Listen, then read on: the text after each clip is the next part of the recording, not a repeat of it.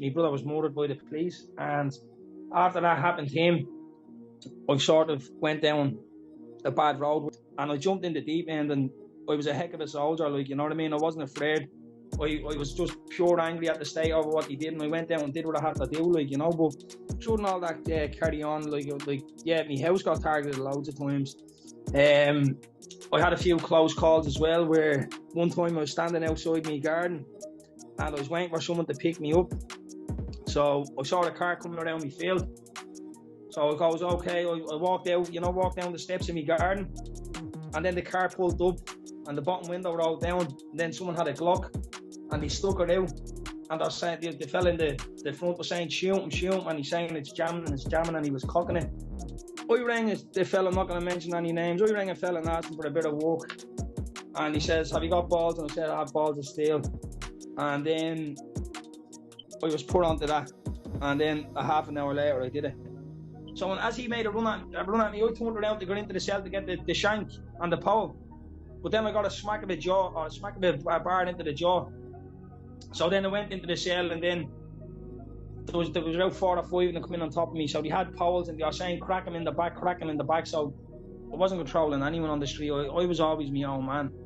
You know, I was always me. I never mixed around with that many people or that. You know what I mean? I'd rather keep myself to myself. But like, I wasn't part of that cartel.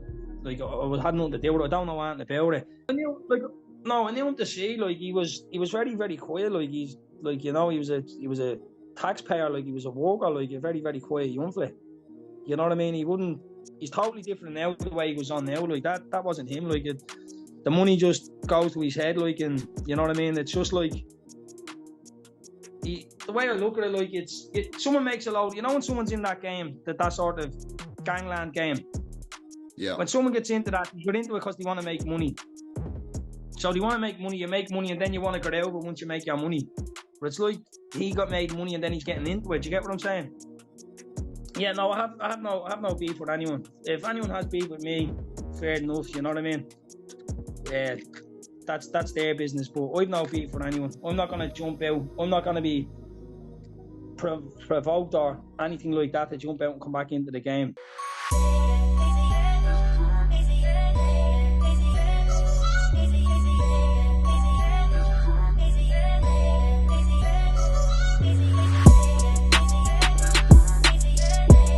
Yes, people, welcome back to KRNTV. Today, delighted to have a very special guest all the way from Ireland, Dublin. For security reasons, they're not going to show their face, but hopefully after this interview goes out, you can get at him in the comments and we could do a part 2, maybe a live or something like this. Yeah, we'll definitely do a live. You can convince him to maybe show his face, but we'll wait and see. But his story justifies it anyway. Getting him on. So without further ado, today we have Ian Mad Dog Maloney on the channel. Ian, how you doing, my friend? What's happening, pal? First of all, lose the Mad Dog part. It's only Ian Maloney now. Good. So for people who don't know, Ian is a former infamous Dublin criminal with over 100 convictions, allegedly, if you believe what the papers say. Maybe it says differently.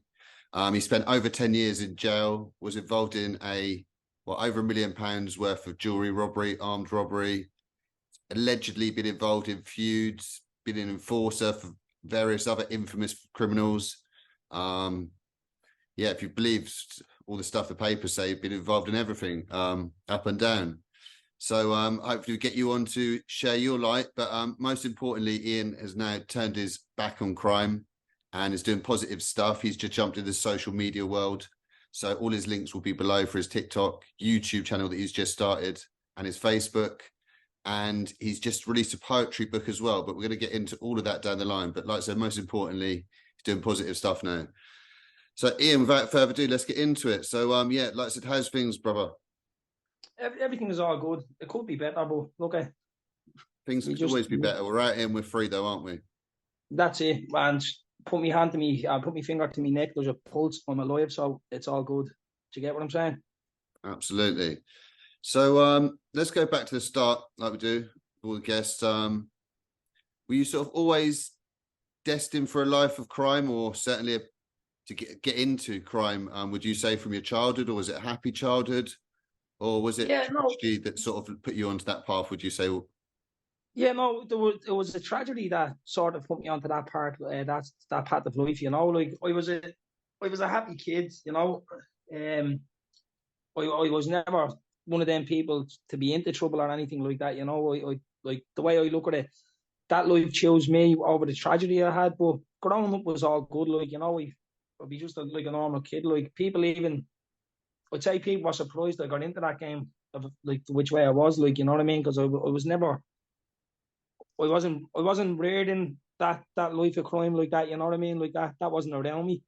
But it was just a tragedy then that happened in my life when the passing of my brother, that I was angry at the state over what happened to my brother, and my brother was murdered by the police. And after that happened to him, I sort of went down a bad road where I was like, fuck this, like I had a job and all, like I had a job back then before that happened. And then after that happened, I was saying, like, if I work and I pay my taxes, that's going towards paying the police their wage and shit. You get what I'm saying? Yeah, So then of course. so I left the job that I was working in, and then I got onto a fella that's he's dead now. Can you hear me? Yep. I got onto a fella that's dead now. He died. He got stabbed in Mountjoy, and I just got onto him and said, "How can I get involved in these sort of?" I could have been on either side of the feud, to tell you the truth, because I talked to both sides of them. Yep. So did And you grow up with both sides of the feud as such? Are you cool with both sides, were you? yeah, I hung around. We all hung around like together. We Yeah, hung because obviously around. for people who don't know, it was a group of everyone was friends, but it was a fallout over drugs and people allegedly think this is what happens in the drugs world. It splits up friendships, doesn't it? That's it. And like most of the people on either side of the feud, it's like they wouldn't have even known the main players. It was just like a trend keeping up with the Kardashians, like that sort of thing. You know what I mean? So everyone just jumped on. It was like a trend. It was like a trend that was going around, and like most of the people on both sides didn't even know like the main person. Like on both sides, you wouldn't have known like the main people. You know what I mean? They would have never even talked to them. Like on the Radigan side, like Radigan was in doing life, like, and there was all these little yumpets, like people that I hung around with as well, and they were fighting a battle for someone they never even met. Yeah, it's crazy. It's crazy, all right. But And obviously there was a lot of it got to a point where lots of people got murdered during these feuds. And it must have screwed everything up though in terms of people making money or doing stuff like this while this was going on, did it not? yeah, well, that's it. Like with the murders and all, when it comes, like it's hard to make a few bob once. Like there's a lot of heat then from the old bill and shit. You know what I mean? And then you're putting more time and effort into fighting a feud than grafting. Do you get what I'm saying?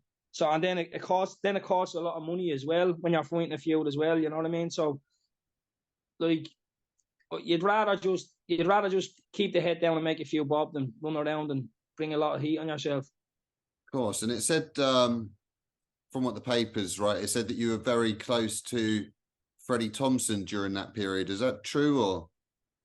Yeah, I would have been friendly with Freddie Thompson.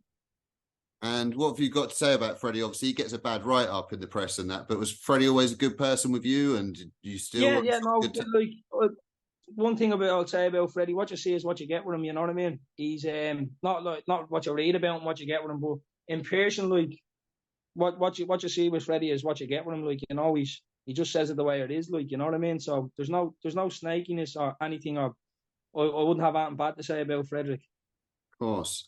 And so during the feud, like how bad was it for you personally? How were you targeted? Were your family targeted? Were you constantly having to be wary while this was Yeah, going well, on? Jordan, all that carry on. Like yeah, my house got targeted loads of times. I had a few close calls as well. Where one time I was standing outside my garden and I was waiting for someone to pick me up. So I saw the car coming around my field. So I goes, okay. I walked out, walked down the steps in my garden, and then the car pulled up, and the bottom window rolled down. And then someone had a Glock, and he stuck it out. And I was saying, the fella in the front was saying, shoot him, and he's saying it's jamming, and he was cocking it. But I just like it was mad because like you think Fucking like, hell. oh, if someone come up with a gun, you're gonna run, you're gonna do this, but You tell you froze. the truth, I just froze, and then I turned in, and then I just walked into my house, walked in, and once I got to the hall, then I just moved, like, you know where the like your hallway is, and then your stairs is on the right, so I just hit behind the wall and just started giving them sticks, saying you couldn't finish your dinner, like, you know. Did you know who But it was? yeah, I have a fair idea who it was. Yeah, Yeah, so like you say, it's never good. There was lots of back and forth murders. Both sides lost out. A lot of people ended up in jail for needless stuff where it was all a lot of friends and yeah, yeah, falling it's a over shame, but drugs. you know what I mean. That's just the grade of fucking the drugs, in it, like, you Of know, course. for like it's the grade of like selling drugs and patches and shit like that. You know what I mean? And But is it like, true that you accumulated like over 100 convictions, or was it 100 arrests during this period? yeah, no, but that's like my 100 convictions, right? A good 80 something of them is getting tax insurance. Like I got pulled 8 times, say, with no tax insurance. So I get one conviction for no seatbelt, one conviction for baldy tires, one conviction for not producing, one conviction for this, one conviction for that. So out of one tax insurance, I get 11 convictions. Yeah. So like, do you get what I'm saying? So like when they make it out 100 convictions, like someone's probably saying he's fucking brutal at crime, he's getting caught all the time. But I'd say my main convictions is one for assault, another one for possession of knives, and another one for the robbery, the jewellers. You know what I mean? They would be like my first time ever in the circuit would have been for that jewellers. Yeah, yeah. So that, like you say, you live a little bit of a reckless life. Like I said, I've got dozens of convictions for possession of cannabis and probably driving without insurance, all this Yeah, stupid like I have that. stuff. I have a few like a possession of cannabis, not sale or supplier, and just possession. Like, but the most of me tax insurance. When you look at it on paper and you see all 100 convictions, then you'd say like, ah, what the fuck, this fella's a fucking, you know what I mean, a menace to society. And another thing, he's brutal at crime because he keeps getting caught. We got caught 100 times, but 80 something of them would be for like road traffic fences where like I only got pulled 8 times and they all added up, like each conviction, like you don't produce, you have no license, no NCT, no seatbelt, the lights are tinted, or you know what I mean? Yeah, I hear you. And so what about the name, like you said at the start, that obviously you're not it anymore, but where did the name Mad Dog come from? Who gave you the name and where'd that come from? We mate we mate Derek, his name was, he got stabbed, Derek Lennon, he got stabbed in Mountjoy.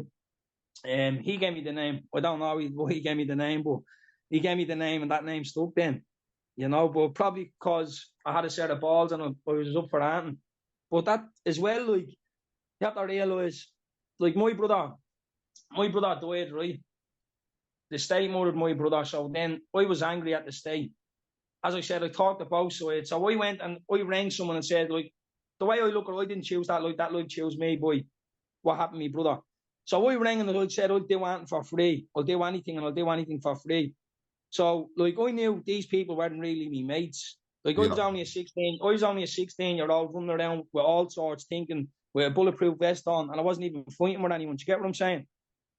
Yeah. So, I was running around and, like, I was doing this, that, and the other, but, like, I knew they weren't my friends when I went into it, you know what I mean? I knew, like, they're going to welcome me with open arms, and, like, in my eyes, I was used like a prostitute for their own dirty deeds passed around. You get what I'm saying? Yeah. That's But the I met a game. few I met a few decent blokes in the game, but I know for a fact from day one I was used and abused. Yeah, I think anyone who's been in that life does to different degrees, don't they? And for different purposes, Yeah, no, but unfortunately. look at like everyone starts off as a gilly, you know what I mean? But they're gonna groom you. You're never gonna get higher than the people that bring you in and groom you. Do you get what I'm saying? Yeah. They're not gonna let you get higher than them, are they? Like they're not gonna say, right, come on, jump on this trolley or jump on that trolley or do this or do that. Do you get what I'm saying? 100%. You know what I mean? They're gonna say, oh yeah, and they're not gonna get their hands dirty. They're gonna, get Mad Dog to do it, Mad Dog will do it, get Mad the Dog to do it, then putting you, he'll do this for you, he'll do that for you, and then they just pass it around and you just use it. I was used my whole life. But as I said, do I regret what I didn't? I'd say no, because I wouldn't have met the people I met and having me kids and but have I like was it worth it? It wasn't. I look back and say no, it wasn't worth it. But look, I was on a mission over what happened to my brother. Like I wanted I just want, like, I was angry. You know what I mean? At what the state did to me brother. I was angry. I was confused. You know what I mean? I probably should have gone to counselling about me brother for the grieving, but it was just the way my life was, like the way I started off and started committing crimes, and I jumped in the deep end, and I was a heck of a soldier, like, you know what I mean? I wasn't afraid. I was just pure angry at the state over what he did, and I went down and did what I had to do, like, you know. But like looking back now at that 16-year-old, like, because my son is 13, like, you know what I mean? He's 13 next month. And I look at it now and say, Jays, I was only 3 years older than him, like, and the shit I was doing, like, fucking hell, like, it's crazy, like. Yeah, no, I hear you. Fucking hell, I can relate. The stuff I was doing at 16, not on this level of you, but it's madness when thinking back. But like, as well, like, you know, like I was, and again, I'll take this opportunity to apologise to all the people I hurt in the past. You know what I mean? Now I'm just realising, like, you know, I'm realising now, like, you know, it's, I was just going through, it's like, I don't know, I was just going through a lot of shit, like, you know what I mean? But it was all good anyway, but okay, shit does happen. Indeed. And so from the reports, you end up getting pulled over in 2008. And did you end up threatening to kill the Gardaí or the police for people over it when you were pulled over? Is that correct, those reports? Yeah, no, it was I was outside my house, and I was at the being fighting with someone. So they pulled in, then he, you know, had his face in, or his head in my face, and he was saying this, that, and the other. So I chased him with a 5 litre of petrol, and yeah, that was it. It wasn't. I ran at him with a drum of petrol. I did, yeah. Yeah. And then in 2009, let's touch on the big robbery then, how this came about. Obviously, it was your first time when there wasn't any prior times, but did you do it in a way that it was planned? And it certainly looked like it was planned from the... No, I rang the fella, I'm not going to mention any names. I rang a fella and asked him for a bit of work. And he says, have you got balls? And I said, I have balls of steel. And then I was put onto that. And then a half an hour later, I did it.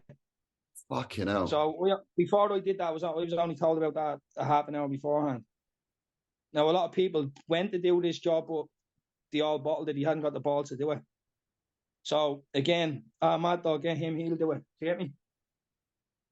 Yeah, and he did.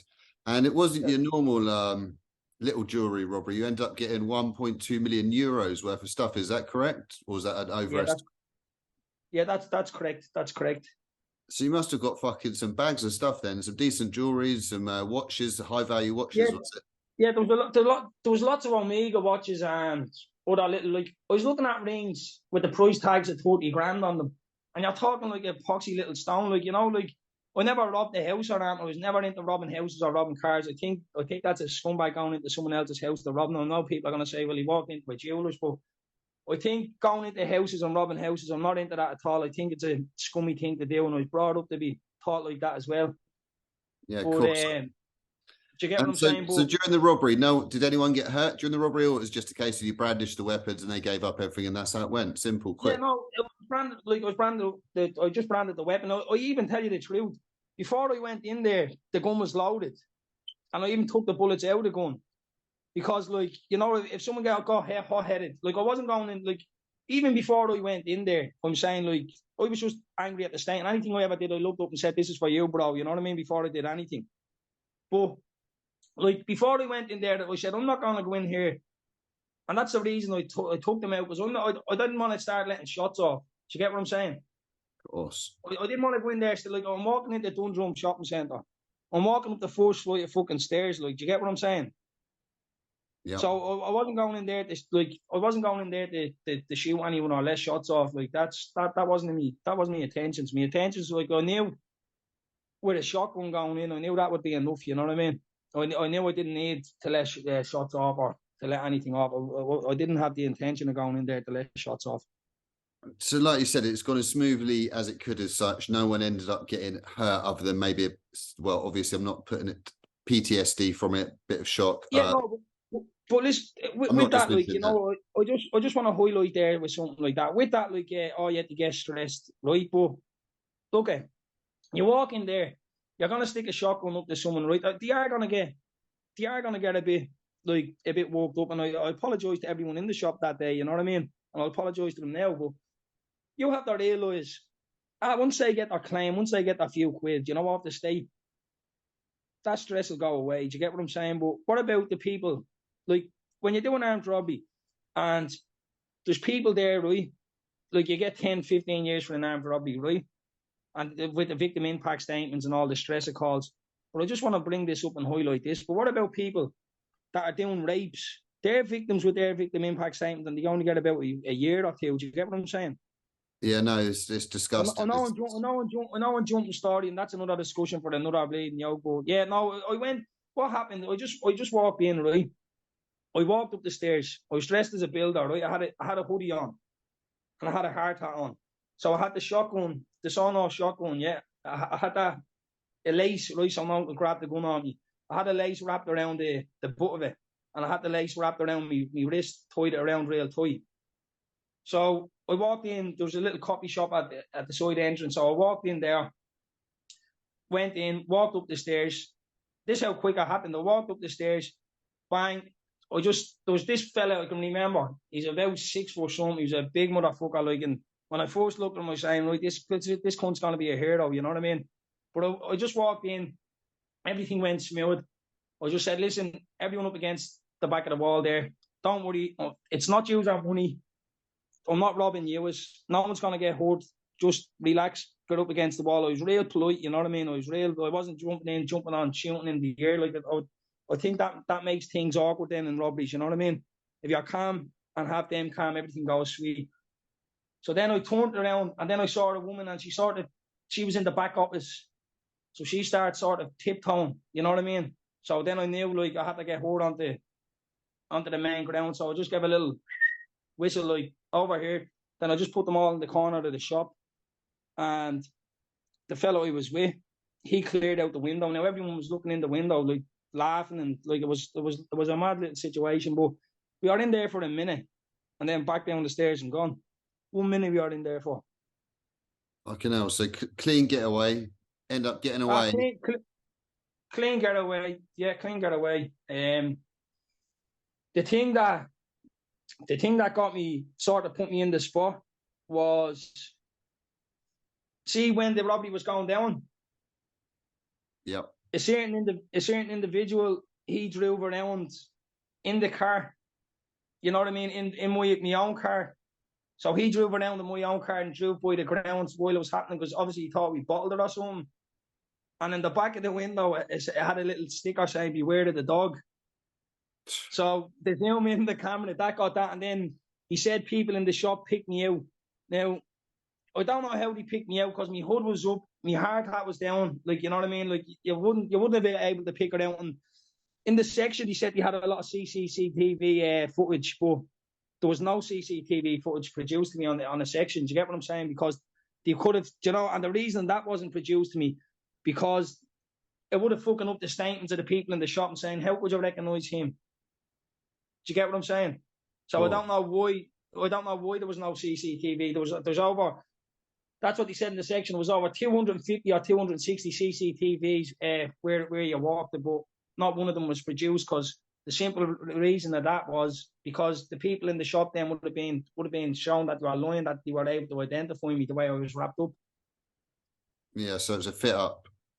Yeah, no, 100%. Like, people are saying, why'd you go guilty on it and all? But look, it is what it is now. So you ended up getting away, and you ended up being out for a bit. So how long was it you were out before they ended up getting you? A month or two, or a week or two? Yeah, a couple of months. I remember a crazy couple of months for you. Obviously, you had a load of cash now. I bet you were living a crazy life during that period, weren't you? Yeah, no, I got myself a motor, went away, bought myself some clothes, but look, I didn't, like, I would have liked more out of it than, like, I got, if you get me. Yeah, of course. You know? Yeah, I bet you shortchanged yourself on what you got for the stuff. Yeah, well, you could say that. I definitely got short changes out of it. That's 100%. You don't rob a robber. That's all I'd say on that one. Yeah. And during that period, you end up beating someone who ended up becoming infamous as well. Was it after that period or before you end up beating up the famous Supergrass now, that Joey O'Brien, didn't you? Yeah, he was in Charlie's, and we saw him, and a fella there that was with me said that he was calling me brother a grass or something. He was saying he was calling me brother this, he was calling me brother that or something. So, but he was in my head to head, and a fella, well, he's done on it anyway, but I still won't mention his name. But he just gave him a nice sucker punch, sparked him out like he did about a 360 after this dig. It was a bleeding cracker of a dig, and then I danced on his head then he had a broken eye socket, a broken jaw, chipped teeth, all this. But yeah, you know. And so you ended up, obviously, he snitched on you being the Supergrass. Years that ended up getting added on, did it? Or did that run concurrently with the armed robbery? Yeah, no, because I wasn't out on bail or anything. I got 4 years, but it started from the day where I got sent, so it didn't interact with me 12 year. Yeah, so you've ended up, like you said, you pled guilty, didn't go trial. 12 years you got with a guilty plea. For the jewellers? Yeah, for the jewellers. Yeah, that was my first time in the circuit. Yeah, fucking hell, that's a fucking, with a guilty plea. Well, I suppose armed robbery, I don't know, but that sounds like a lot for a, but yeah, it was a high number, that's what he said. That's what he said. He said, my barrister come over and said, listen, I'll come over. He said to me, I'll come over there and I'll tell you if you're fucked. You know, he said, I'll come over and tell you when you're bollocks, like, you know. So we come over and he said, listen, you're fucked in this. You're going to be found guilty. He says, he goes, we can say it to them that you'll plead guilty if you drop the firearm charge and plead guilty on the robbery. And he says, you'll get about 5 or 6 years. But I think it was a little plant of just make me go guilty. Do you get what I'm saying? Yeah, that's crazy. Like, I would have thought. So I says, right then, I goes, I'll plead guilty on the robbery and drop the firearm charge. So that's what my barrister went over and said to the prosecutors, and they says, right. So realistic, when the papers say I was done for armed robbery, I wasn't done for armed robbery. I was done for a robbery because the firearms were dropped. If I pleaded guilty on the robbery. Yeah. Now they still when they read it out to the judge, they still said that he walked in with a shotgun, and you know what I mean, stuck it up. But even one statement, the girl said, she goes, I wasn't in fear of my life.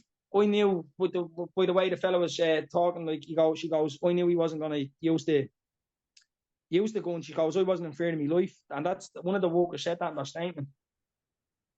Fucking hell. And so how old were you at this point? You were only 24, weren't you, when this happened? I was 21. 21? Yeah. Fucking hell, you've done a lot of living for a young age. And you just had a baby boy just before you went jail, or? Yeah, no, when I was charging that, I got bail. And when I was out on bail... Oh, it must have been a weak case then for you to be let out on bail on something so serious. Like you said, it was a fitter. Yeah. Yeah. You know what I mean? It was like, it was a load of bollocks. But I did go out on bail, and then me ex-girlfriend at that time, she was pregnant then on my son. She got pregnant on my son, and then I went in, and then I got out. He was making his communion. Yeah, fucking hell. And so, like I said, you've ended up getting a 12 stretch then, and going away. It's a lot of time to take on at a young age. It's like over half your life. You must have thought there was no end in sight when you first got that. You hadn't done any Big Bird before. Talk to me about the feeling and what that was like when that sort of set in. It must have been horrific. No, it was all right. Tell you the truth, it was all right. Like, you know, I was living in that little area thinking, you're going around thinking you're a gangster and shit, like, you know what I mean? So, like, it was water off a duck's back, tell you the truth. Like, and when I was in prison, it was like, they kept moving me around in prison, kept like move me. Like the first time I went into reception, like the screw said to me, he goes, "Oh, here's Freddie's main, here's the celebrity, here's Freddie's main enforcer." That's what he said to me. So I knew straight away off there, like they weren't, like, you know what I mean. I wasn't gonna get a job or anything there, or they weren't gonna give me anything, like, you know what I mean. Like, it was. But because of obviously that criminal, you must have had status within the criminal, within this criminal underworld and within the prisons still. Yeah, well, like, when I was down, like, one time I was even in the Midlands, like, I was asking for a job, and he says, you can't be trusted in there with the weapons and all, but they had all the Limerick lads, they had Joe O'Reilly, you know, that was all doing life and shit, like, they had all these people in there working in the shops, but, like, I wasn't allowed. They never gave me any opportunity or any chance like that. Even coming to the end of my sentence, like they had me segged off. Like I did most of me jail. Like I did about 4-5 years, not by my choice, because I knew you come out Rule 62, like where if they thought your life was in danger, they'd put you on 23-hour lockup. Do you get what I'm saying? But Yeah, but the governments are using that as a power just to seg people off that were acting the bollocks in prison. Do you get what I'm saying? yeah. So how did they justify this? Did they say that the feud from the outside had followed you in jail, and then for that reason they're going to seg you off? Was it? No, but that feud was it died down at that. There was this other like prison politics, you know what I mean? And if you're in prison and there's a lot of shit going on in prison where people are fighting, they'd say, "Oh, just grab him, seg him off." So then I'm sitting down there on a cell for 23 hours, 7 days a week. You know what I mean? And you're on your toe around. You're like they're not giving you jack shit. Like, and who are you to complain to? Like they're just slamming the door. Like, you know what I mean? You're in a cell for 23 hours. You know what I mean? But it's it's fucked up with that power, that Rule 62, like, because the governors can use that. If someone is a problem prisoner where they're acting the bollocks, even half of the time it wasn't, but they can use that in their power to say, Rule 62, you just come up with something, his life's in danger, and just throw you down and leave you segged off, like, you know what I mean? Yeah, no fucking good at all. And obviously the papers tried to say, obviously in recent years, before you came out, there's obviously the Kinahan Hutch thing and all that sort of stuff. They tried to say that you were aligned with the Kinahans. Is there truth in that? Or was it just, these are people you were just friends with and they tried to make... Like, I was in jail long before all that sort of shit. See, I don't know anything about it because I was never involved in it.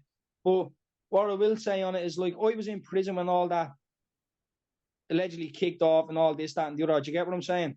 So, I like, and plus I was down the base on 23-hour lockup for a good 3-4 year. Jordan, all that went off. You know what I mean? While all that was going on. So no, that was just the papers just trying to store shit up. Of course. That's all that was. Like, they gave me release date and all the paper, and fucking I had to get like get out on the next day, or the day after me release date, I think it was. I got out because they gave me they didn't give me out early. But as I was saying, when I was down the base, I mean, the last 3 months of my sentence after doing a 12-year 2 suspended, right? The last 3 months of my sentence, do you know what he says to me? Like, I was putting in for an open jail. He come up and says, right, you can go out solitary confinement and go up onto the landing for your last 3 months. Fucking hell. So I goes, yeah, I'll go straight up, and then you're saying, we'll see how long it is before you get butchered. Like, you're at being on salt, like, banged up 23-hour lockup, and then they're trying to store shit into you, like, you know what I mean, trying to make you think and shit. But I didn't give a bollocks. I always walked onto the landings. No matter what, you know, and that just goes to show. The minute he said, you want to go up, I dive straight up, you know what I mean? I always did. Of course. And anyone in the prisons know that. And so when you're in the prison system in Ireland, is there a big problem with like the gangs and the drugs and all this sort of stuff the same as way on the streets? And did you get involved in it during your time in there? Yeah, well, I think every prison, I think, has drugs and gangs in them, you know what I mean? Like, it doesn't, like, if that was the case, like, you have to realise, like, it's not just going to stop, like, it's not just going to stop in the street, like, you know what I mean? Of course. But, like, yeah, like, there is drugs. There's drugs in every prison. And there's gangs in every prison, like. It's not even, I wouldn't even call it gangs, like, you know what I mean? Gangs is a word that gets blown up, but there's people that talk about with each other, and, you know what I mean? Of course. But, yeah, like, there would be. And so did you have any sort of major trouble during your time in there? Any like time you got real hurt, or you got in major trouble where you had to hurt someone for your own safety and then you risk of getting time added on? Was there any major instance, or was it kind of relatively smooth sailing? Was your major fight just against... No, it wasn't. It wasn't like I had a few calls where, like, I did get jumped on. Like, I'll tell you the truth, they're very sleevey in prison. Like, they come at you in groups, you know what I mean? That's the way they work. Like, they're not gonna come and say, give us a one-on-one strain. I like out here, like, the fightings, like, they don't do that, you know what I mean? These either try blade and shoot you or try stab you or do this, that, and you're in prison, it's like that as well. Like, they come up behind you and just do you sly with a gang of them. Like, one time I got a fractured spine in prison. Fucking hell. Yeah, no, a fella got a lot of small little kids jumped on this fella. He was a somebody in prison, and they all jumped on him. So then they come down to my cell and they said, listen, go off the landing. We're all going off the landing, go off the landing. I said, I'm not going off no landing.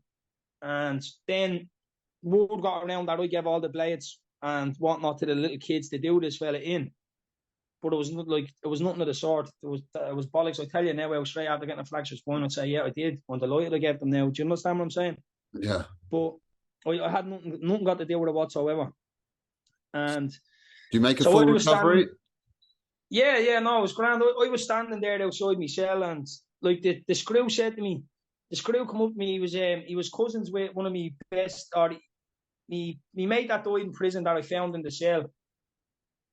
This officer was friends with his cousin. You know what I mean? He was close with his cousin, and I was standing outside me. He came to me at 2 o'clock, and he says, "Listen, you're getting it at 4 o'clock." He said, "Knock your red light off, or knock your red light on there, and get off the landing." So me being cocky the way I was, like, I says, listen, if my life's in danger, you take me off the landing now. I said, I'm not knocking my red light on and for you to, like, put me on protection. I said, that's not in me to do that. Of course. So I said, if you think my life's in danger, I said, take me off the landing. But he didn't take me off the landing in any way. So 4 o'clock comes, I have a pole with a load of nails in it behind my door, and I have a shank under my pillow. So I'm standing outside my cell door, and I'm talking to my sister's ex-fella, and I'm talking to another friend of mine. They knew what was going down. So this is what happened, and this is how I knew what was going down. My sister's ex-fella gets called up by his mate upstairs. He walks away. Then the fella beside me, now these are saying I'd have your back to the death of it. The fella that was standing beside me, that was doubled up with me, he walked off. So I'm outside now the cell on my own. And then the fella that got the hiding, he was standing at the stairs looking at me. And he was just standing there looking at me. So I'm looking at him. But I didn't know there was 2 other people walking on the other side of the landing, and that came around so they'd be on the other side of me. Do you get me? Yeah. So then he made a run at me. So as he made a run at me, I turned around to go into the cell to get the shank and the pole. But then I got a smack of a bar into the jaw. So then I went into the cell, and then there was about 4 or 5 of them coming on top of me. So they had poles, and they were saying, crack him in the back, crack him in the back. So they were there, crack me in the back, crack me in the back. So then I turned him around, and I was holding onto the bar, and I was just pulling it like that. So then I let the bar go. He fell into the bottom bunk, and I dropped rock and rolled under the bed. You know what I mean? So it was all good. But well, you sounded like you got lucky. It could have been a lot worse in the circumstances. Yeah, no, and like people, like you said, it's never fair in jail. People don't think that you're going to go in there and get fair fight. Don't matter how tough or big or strong you are. It's it's gang stuff in there. Yeah, no, it's definitely like, it's the big boys' jail. You know what I mean? Especially Mountjoy, like. But it's like, it was like, I wouldn't mind like it was, oh yeah, you come in 1-on-1. And he try to give you a few slaps, like, you know what I mean? They come in the crowds. I like a bunch of hyenas up there, you know. But not all of them. There's good people up in Mountjoy. I'm not gonna paint them all with the same brush, you know what I mean? There's still good people up in Mountjoy, but there's a few, like, you know, where you get there's a few bad apples, but you get them everywhere. You get them everywhere. Do you get me? Yeah, of course.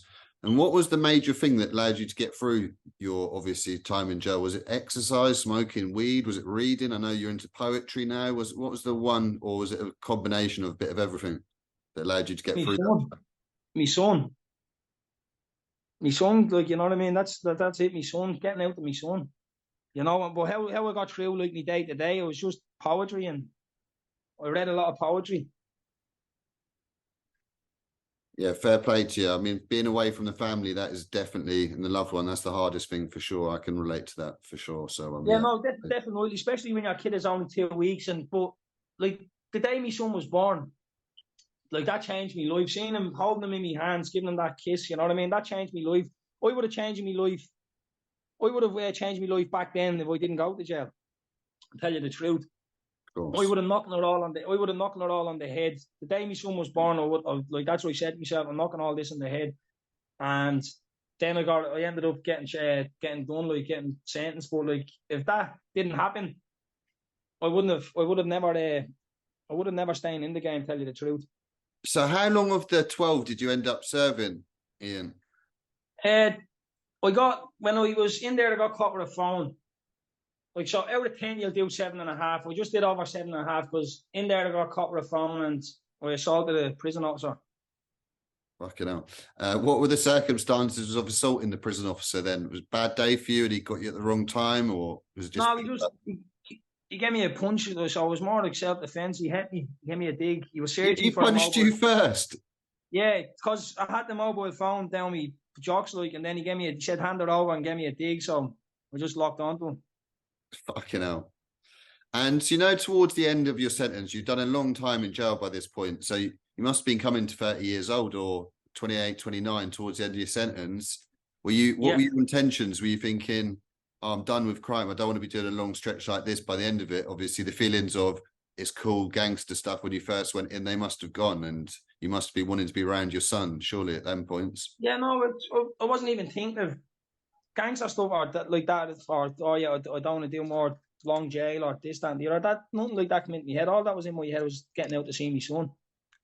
Like, I really, really love my kids. Like, I'm a proper family man. Like, so I was just delighted to go home and see him. And then when I saw him, I had my hoodie up, I had my hoodie up and I was looking at the ground and he thought it was my brother. Then when I took it down, I just seen his face screaming, crying and coming over and hugging me, you know what I mean? It was like, you start crying, like, it was deep, you know what I mean? It's that feeling, like, it was I'm home to my kids, you know what I mean? Yeah, it's brilliant. And what year was that, Ian? That was 2018. And the papers tried to make out you had some big gangster welcome home party, VIP section with all loads of criminals. There was that truth in that, or was that just your friends, the people you've grown up with? Like, it was people that I met along the way. I wouldn't say friends, but it was just people that I met along the way. Some friends were there, and then other people are there. You know, like the way it is when you meet these people along the way through graft and through this, that, and the other. They're not your friends. They're only there, like, they take you out just to take your spot. You get what I'm saying? But no, that was my Umplit's communion. That's what that was. That was my Umplit's communion. It wasn't a big VIP, and it wasn't VIP. It was just a hotel room where everyone else books. You know what I mean? It wasn't that much. Yeah. It was just a normal room. Like, it wasn't VIP or that. And I said bottles of champagne, and there was no bottles of champagne. Like, it was just a normal fucking room got booked. Of course. And so from that moment, obviously, of getting released, you turned your back on the life of crime. And no, I didn't do it just there. Like, you know, I'm only after doing that the last year. So you're still sort of messing about, but obviously nothing major for a few-year period, was it then? Yeah, well, yeah, it was just bleeding. You know yourself, just keep myself busy, making a few bob. Of course, because the papers were saying that you were controlling all these cartel soldiers on the street, and no, that's again the papers. Like, I wasn't controlling anyone on the street. I was always my own man. You know, I was always me. Like, I never mixed around with that many people or that. You know what I mean? I'd rather keep myself to myself. But like, I wasn't part of that cartel. Like, I had nothing to do with it. I don't know anything about it. And even the shit I read about it, because the shit that was in the past about me in the paper, I don't even believe what they say about the cartel. You know what I mean? Or even if it is a cartel. Yeah, of course. So what was the major moment then? And when was it then that you decided to, and why did you decide to change your ways? When was this then? In 2020, 2021? What was it, a couple of years of messing about when you got out? In the last year there was. Because I saw the jealousy and the envy in it. Like, you know what I mean? It's like, you know, when you're making a few bob and you have a lot of things, and you know what I mean? And then people hate that. And then I saw a lot of jealousy in the last 2 years. You know what I mean? I saw a lot of jealousy in the last 2 years, and I saw what this game was really all about. And then a situation with me kids and shit, like, where I wasn't getting to see me kids and stuff, and I just says, you know what, I'm gonna go the right way, get to see me kids and shit, and I'm just gonna change my life around for the better for them. Because, like, I could go back and I could do this and I could do that. Like, the thing about me, I could be like Bosco, I could just jump out of anywhere, you know what I mean? And like, because no one knows anything about me now. So we could just come back and do whatever I had to do and then just disappear. Do you get what I'm saying? But I'm not even going down that road. Like, people expect me to do this. Like, people did sort of things to call me out to make me come back and do things. Do you get what I'm saying? That's what people are like. That's what people do. They try to provoke me to go out and do something. But now Now I'm not. Now I'm just kicking back and chilling. You know what I mean? And I'm just gonna do it the right way. I'm gonna go the right way to get to see me kids, and I'm just gonna do everything the right way. So my granddad used to always say, the right way is the best way. You know what I mean? Of course, but But, when you've been involved in a life of crime for years and years, and you've got lots of enemies, and obviously a past that could catch up with you, what did you have to do? Did you have to move out of the area the past year to get and cut off certain friends in order to keep yourself away from it, or are you just still? yeah, no, definitely. I had to move out. I had to move out of the area. Definitely had to move out the area. There's a lot of jealousy in that game. You know, there's a lot of jealousy and envy. And once like one comes at you, they all come at you. You come out of the woodwork because they never liked you and shit. You get what I'm saying? Of course. Do you understand what I'm saying? It's a lot. It's a lot. Just put it this way: there's a lot of envy and jealousy in that game when you're up there rubbing shoulders with this people and that people, and then you know what I mean, and you're making it all, and they're not. Then all the jealousy and all kicks in. Do you get what I'm saying?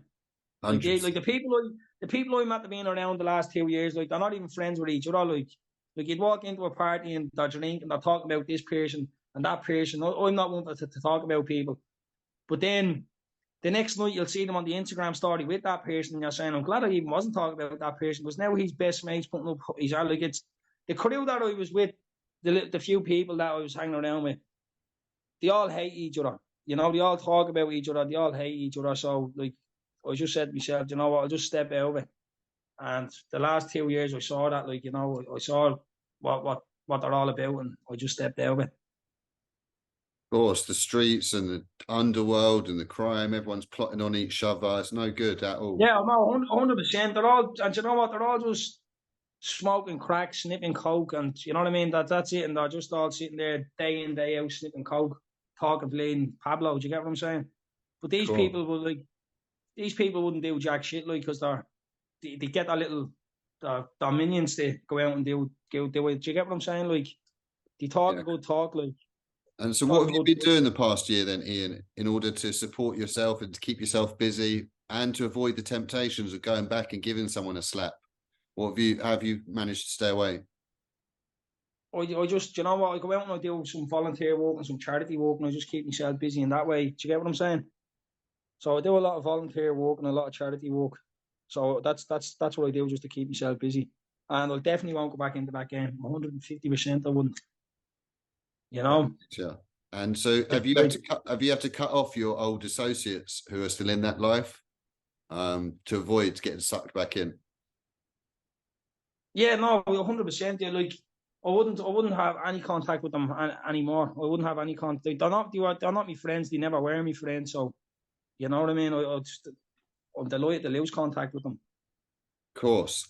And then to talk about the poetry stuff, when this started, and you've obviously recently released your first poetry book. Tell us what that's called and where people can get it and how all the poetry begun. Well, I only got 200 books printed, you know, and there's only about 5 or 6 of them left there. So the next book I'll put in the link for how to get the next book. But how it begun, it's just like not seeing as again bringing me kids. I wasn't getting to see me kids, or there's a lot more to it than meets the eye about my kids situation. So I wasn't getting to see me kids and that. So I just started writing poetry about not seeing me kids. You know what I mean? To get on a piece of paper, like. But I always write poetry, like even in prison doing the 10 years. And I even sent a letter. The girl showed me the letter. I sent the letter to a girl, a family friend. While I was in prison, I said, "I'm going to write a book." You know what I mean? And that's what I did. And it's all down to me kids. And then I said, I'll do charity for kids as well. You know what I mean? So it was just down missing me kids, and I just read I just put my feelings on a piece of paper, and then I said, you know what, I'll make something out of this and do a good cause for charity. And so the other day, talking of the poetry, you end up making a lot of noise with a poem about Conor McGregor. Talk to me about that, how that come around, and do you actually know Conor? And yeah, give us a story about that, the lowdown. Yeah, no, I don't know Conor anymore. I knew him before, like I don't know the new Conor, but the way I look at it, right? Conor's into promoting fights and shit, yeah, and he talks trash fights he talks trash talk to promote fights. So like they were saying in the paper that I was doing this to his friends, I was doing this, I was doing that. So to me, I was promoting my book. Do you get what I'm saying? So I knew if I called him out, it'd blow up, and it was my way of promoting my book. The way he's a promoter, he knows how to promote fights by talking shit.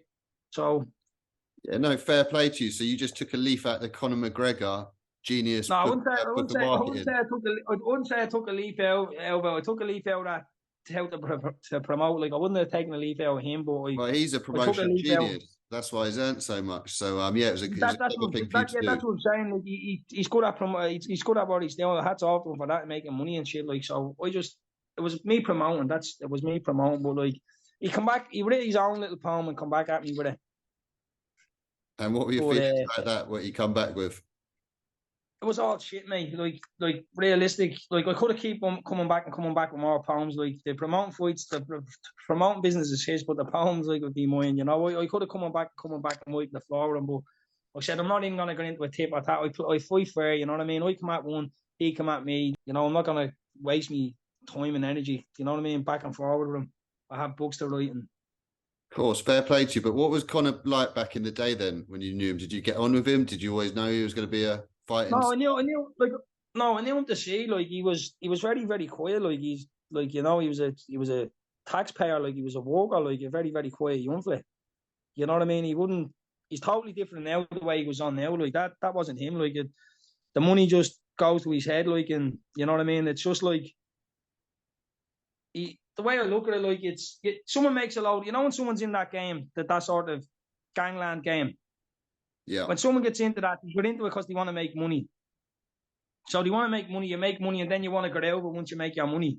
But it's like he got made money and then he's getting into it. Do you get what I'm saying? Crazy. And then he's sort of knocking about with your old pals, the Murrays, isn't it, that you've fallen out with since? Yeah, well, like the situation with the Murrays, like people, like the papers as well, they blow them up more than they are. Do you get what I'm saying? Like, and everyone. Of course, but weren't you close with them at one point? If I'm mistaken, was one of them involved in? No, yeah, like one of them was involved in that. Joey O'Brien. That was like I only bumped into him on that night. Like I would have never been close to him.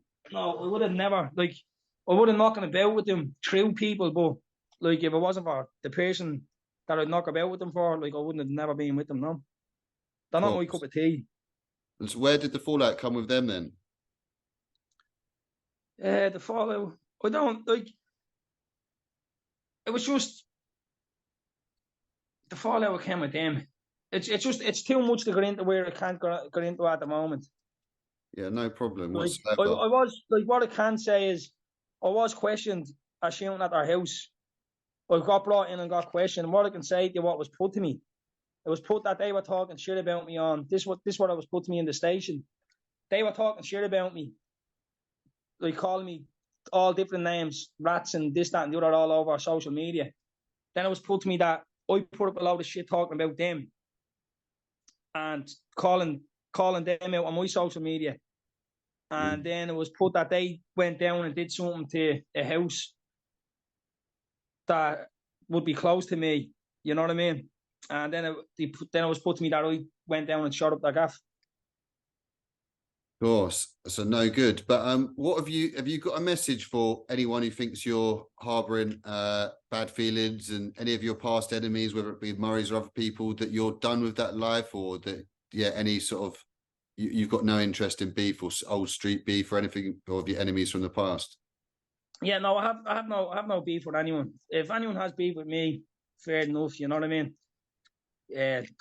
That's their business, but I've no beef for anyone. I'm not going to jump out. I'm not going to be provoked or anything like that to jump out and come back into the game. Do you get what I'm saying? Because like I know what I brought to the table. You know what I mean? And like if I had a CV for the crimes I committed, it'd be the length in the arm. You know, like, and I know what other people brought to the table, so I wouldn't be afraid of anyone. You know what I mean? People are the act of gangster and this, that, and the other, but they're nothing like. But if they have a few quid, they're not going to do it themselves. They're going to pay other people to do it. But back to the question, no, I'm not. I haven't got any beef with anyone. I'm not going to go out and do anything to anyone. So I'm not hanging up the gloves in the belly, and I'm good now. So if it's up to them, if they want to try something, you can try something. But I won't lose sleep over it. well. So I recommend people go over to Ian's channels, his TikTok, Facebook, and then his YouTube, and go and check them out. They're excellent. And you're saying there's a second book that's going to be coming fairly soon? Yeah, it's just a few more finishing touches for the book, and it'll be straight out. And I'm just waiting to give. I made $2,500 for Our Lady Children's Hospital from selling me first books. Brilliant. Well So done. I'm just waiting for that. That money's going to be drafted over tomorrow.